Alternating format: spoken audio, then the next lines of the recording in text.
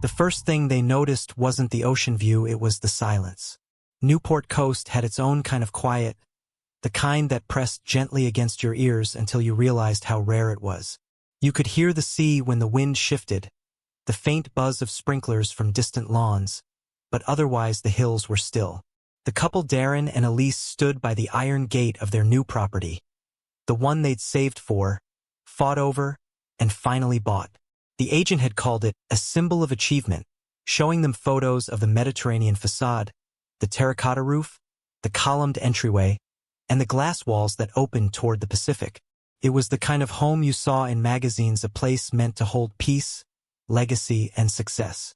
Darren, a sports analytics consultant, had read the history. This was once the home of Kobe Bryant. Sold years ago, remodeled twice. A quiet piece of Southern California real estate, passed from hand to hand like a trophy. When they pulled into the driveway that first evening, the sky was fading orange. The automatic lights along the path flicked on one by one, like a slow applause. Elise stepped out, breathing in the salt air. "It's perfect," she whispered. Darren smiled, but his mind was already on the security panel near the front door. He always checked systems first, the habit of someone who trusted data more than intuition. Inside, the air carried a faint smell of polished wood and something else, chlorine, maybe from the pool filters running outside. The space was huge, echoing, filled with strange acoustics. Their voices bounced off the walls like they were speaking inside a cathedral. Elise ran her hand along the marble island, whispering that she felt like she was in someone else's dream. They unpacked in fragments. A box here, a lamp there. By 10 p.m., the house felt like theirs, or almost. From the second-floor balcony, Darren looked out toward the ocean. The moonlight reflected off the glass of the pool. "This place feels alive," he said. Elise laughed softly. "It's just big." But when they turned in for the night, the quiet returned. And it wasn't comforting anymore. At 2:14 a.m., the sound came. A slow dragging, faint but steady, across the upstairs hallway floor. Darren opened his eyes, instantly alert. Elise stirred beside him. "Did you hear that?" she whispered. He nodded. It wasn't the creak of a house settling, it was rhythmic, like something heavy moving, then stopping. He got up, barefoot, grabbed the phone, and switched on the hallway light. Nothing. The sound had stopped. He walked toward the corridor, each step echoing. The marble floor felt cold beneath his feet. The pool lights flickered outside the tall windows. From the far end of the hall came a faint hum, like water running through the pipes. He thought maybe the filtration system had turned on. He opened the door to the gym, dark, silent, mirrors reflecting the weak light from his phone. He stood there for a moment, listening. The house gave nothing back. When he returned to the bedroom, Elise was sitting up. "It's probably just the system resetting," he said. She nodded, but her eyes were fixed on the ceiling. "Then why did it sound like footsteps?" He didn't answer. The night passed slowly. The next morning, he checked the home's automation logs. The spa jets had activated at 2:14 a.m. exactly when they'd heard the noise. But the schedule was empty. No triggers, no motion sensors. Just a timestamp. He spent the day setting up new cameras, positioning one in the gym facing the mirrors, another in the hallway. Elise busied herself with unpacking, humming to distract herself from the uneasy feeling that had followed them since dawn. By late afternoon, the neighbors stopped by. An older man named Frank, friendly, casual, with a tan that spoke of daily golf. "Beautiful place," he said, nodding toward the house. "You know who used to live here, right?" Darren smiled politely. "Yeah, of course." Frank looked at the windows for a long moment before continuing. "Strange thing, people say the security lights used to go off on their own. Cameras picking up motion when nobody's there. Probably just the ocean breeze or bad wiring." He said it like he didn't quite believe it himself. That night, Elise walked past the Shark Tank office, the one room she couldn't get used to. It had a glass wall facing the pool, tinted from the outside. When she glanced in, her own reflection stared back, but for a fraction of a second, she thought she saw movement behind her in the mirrored surface. She turned. Nothing. only her suitcase, half unpacked on the floor. She told herself she was tired, that new houses always creaked and hummed, that shadows played tricks. But when she lay down, she noticed Darren hadn't joined her. He was in the hallway, looking at the security feed on his phone. The video from the gym camera had recorded something faint and almost imperceptible motion in the reflection of the mirror. He paused the video, zoomed in, and his face went pale. The mirror's surface showed two silhouettes. One was his own, adjusting the camera. The other was standing still just behind him, though no one had been there. And at that moment, in the real hallway, the lights dimmed, as if the house had exhaled. Darren didn't sleep that night. The house made its own sounds, subtle, mechanical sighs from vents and hidden motors, but somewhere behind all that, something organic was moving. He sat on the edge of the bed with his phone in hand, watching the paused frame of that faint second figure reflected in the gym's mirror. The shape wasn't clear, not even human in outline, but there was form, a vertical blur where no motion should have existed. Elise told him to delete it, to stop staring at shadows, but he couldn't. The timestamp read 2:14 a.m. again. The same time as the spa jets. The same time as the dragging. Morning made everything smaller. The sunlight filled the rooms and softened the edges of his unease. Contractors came by to deliver furniture. Elise chatted easily with them, her laughter echoing through the high ceilings.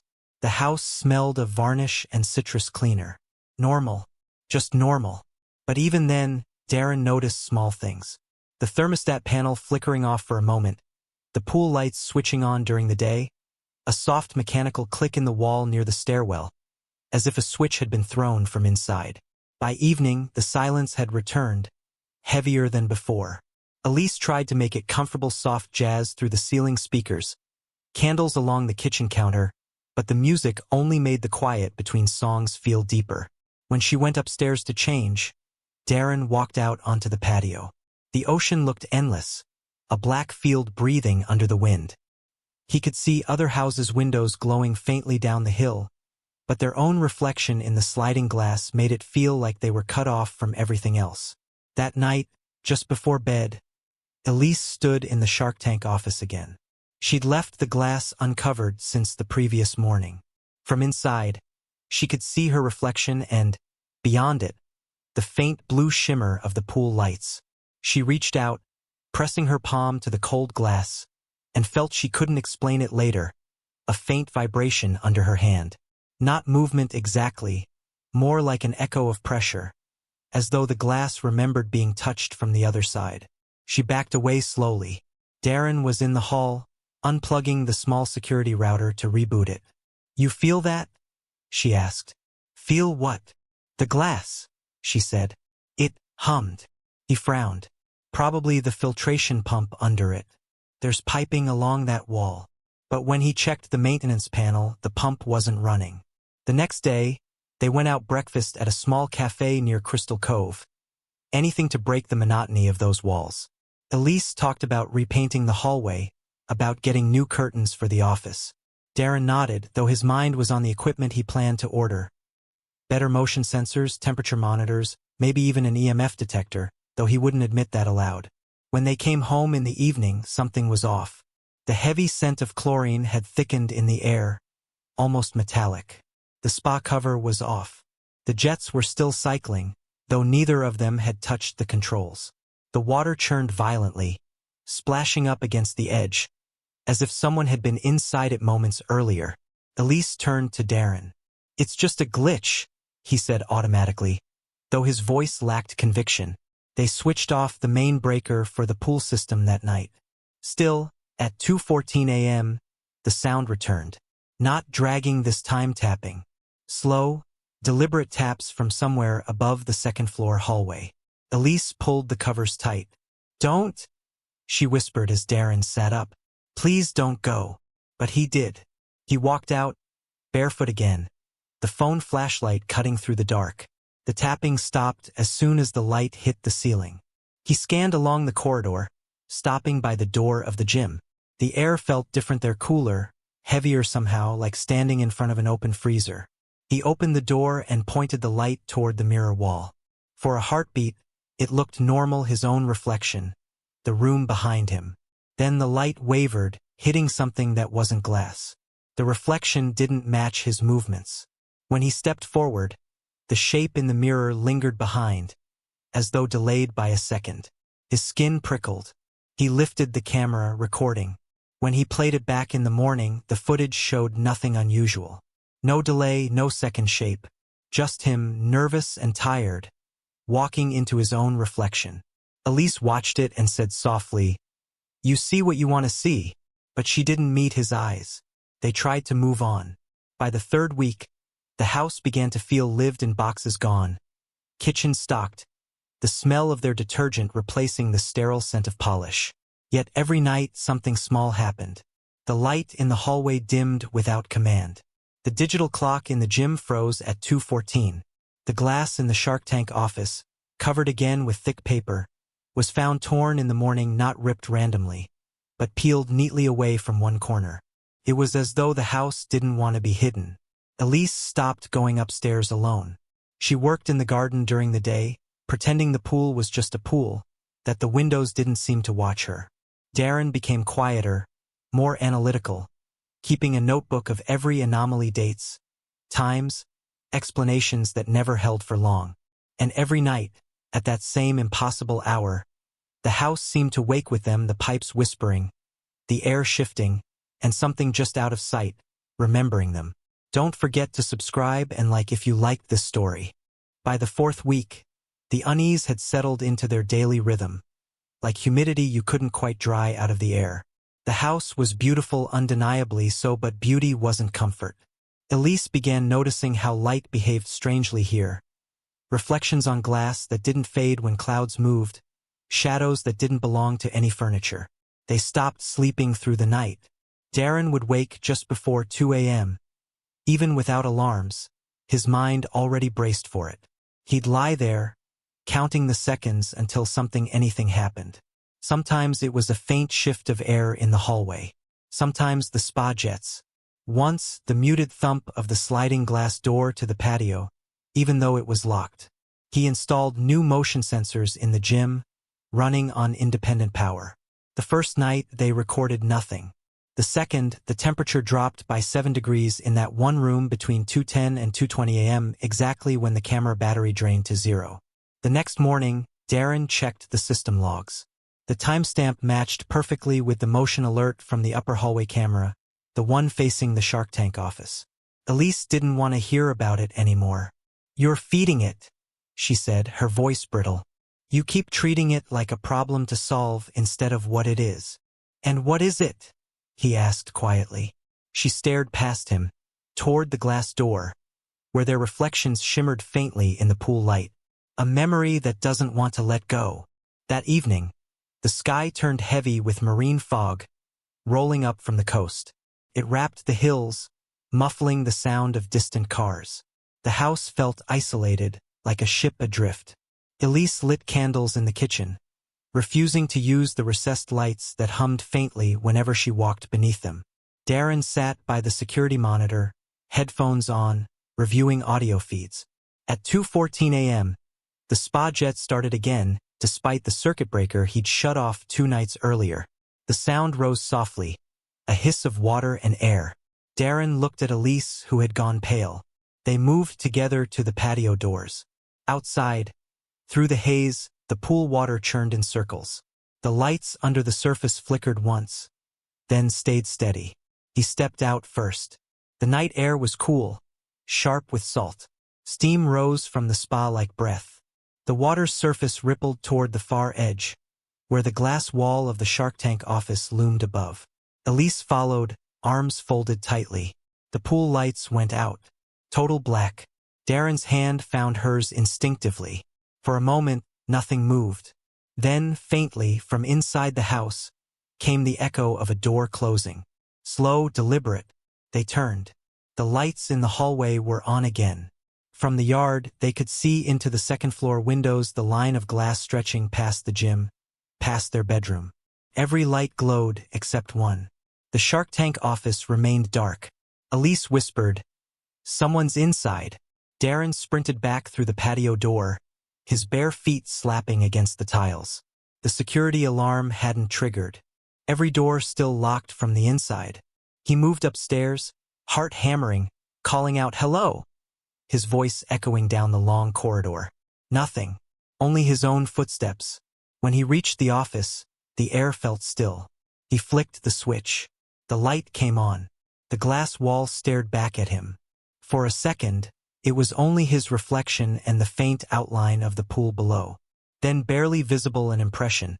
A shadow behind the tint, as though someone stood on the opposite side of the glass, facing him from within the reflection itself.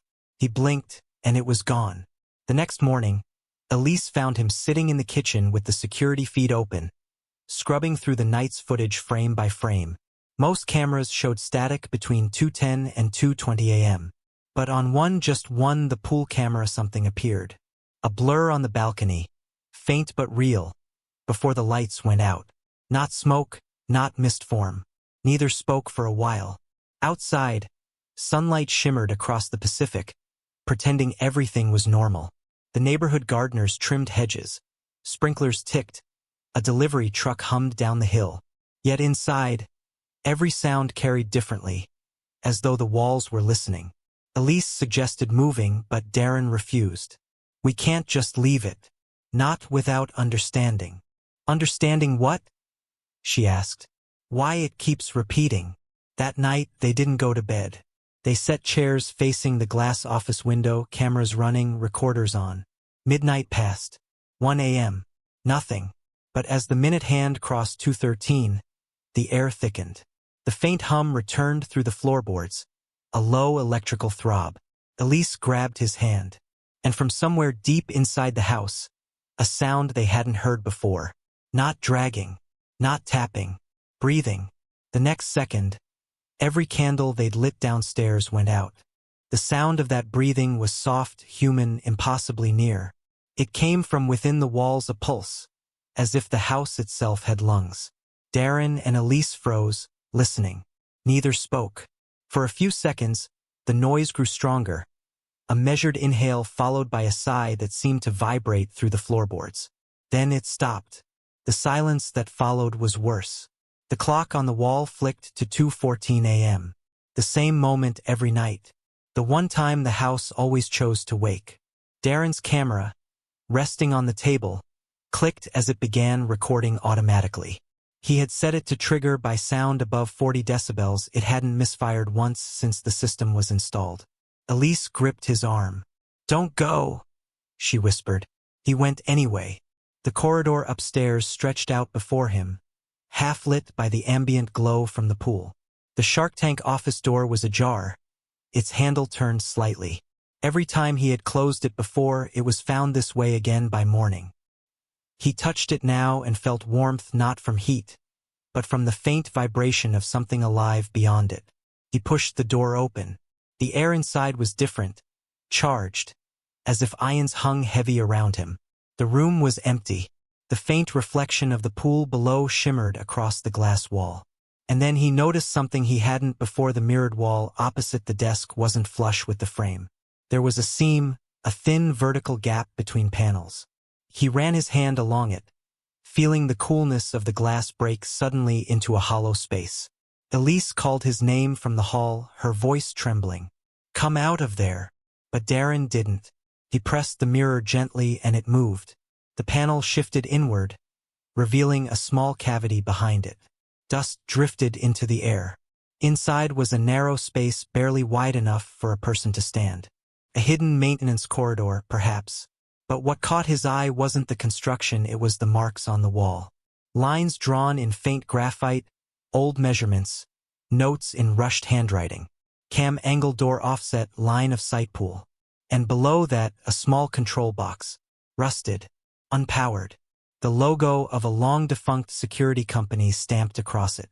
Darren crouched to look closer. Inside the panel, coiled wires connected to nothing now. He imagined how it once worked, a hidden surveillance rig, maybe. Cameras behind mirrors. Someone had watched the house from here. Not a ghost, not superstition design. Intent. He called Elise in. She stepped slowly across the threshold, eyes darting around the room.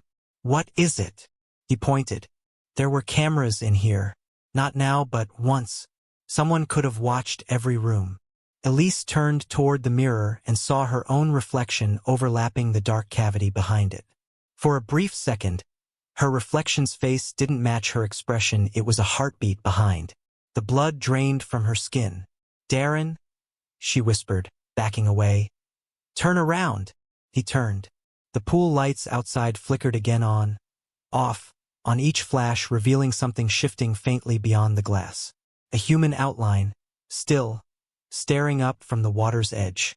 Not translucent, not ethereal, real yet unreachable. He ran outside, heart slamming in his chest.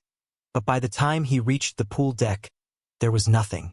Only ripples disturbing the water's surface, moving in concentric rings toward the deep end. Elise appeared in the doorway, clutching her phone, her eyes wet and wide. "The cameras caught it," she said. "All of them." When they reviewed the footage that morning, the images were blurred by the pool light, but unmistakable. A tall figure standing on the balcony, its outline human, unmoving, visible for 20 seconds before fading into shadow. Then, from another angle, the Shark Tank office interior, the same figure appeared behind Darren for 2 frames as he leaned into the mirror wall. No face, no color, just presence. They didn't talk for a long time after that. The house, bright and calm in the morning, looked almost innocent. Contractors arrived to inspect the electrical system. The lead technician, after a few hours, shook his head. "There's old wiring in these walls from an early 2000s security setup," he said. "Whoever built it wanted to monitor everything. Some of it still connects to the automation system." He paused. "But here's the strange part, power's still being drawn somewhere. I can't trace where it goes." That was the final detail that broke Elise. She packed that afternoon. Darren didn't stop her. He stayed one more night, sitting in the Shark Tank office with the lights off, watching the reflection of the ocean shimmer against the glass. Around 2:14 a.m., the air cooled again. The reflection in the mirror shifted slightly, almost imperceptibly, as if someone else had taken the seat opposite him, watching through the same pane of glass. He whispered, "What do you want?" There was no answer, only the quiet rhythm of the sea and the faint hum of the wires still carrying power somewhere unseen. When he finally left at dawn, he didn't look back. But the real estate agent who came weeks later to prepare the listing found that the spa's jets still cycled every night at precisely 2:14 a.m. The automation panel, unconnected and reset, should have been dead. No explanation ever held. And those who toured the home after reported the same odd thing standing by the glass office wall. They could feel it. A subtle vibration like someone breathing on the other side. The house, it seemed, hadn't forgotten its purpose. It was still watching. Don't forget to subscribe and like if you liked this story.